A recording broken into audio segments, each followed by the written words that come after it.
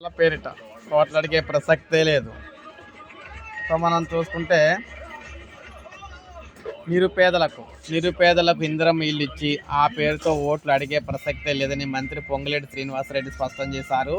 నిజామాబాద్లో పర్యటించిన మంత్రి నగరంలో హౌసింగ్ టవర్ నిర్మాణ పనులను పరిశీలించారు.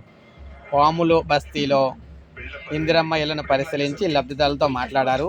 గృహప్రవేశం చేసిన మహిళలకు నూతన వస్త్రాలు అందించి శుభాకాంక్షలు తెలిపారు.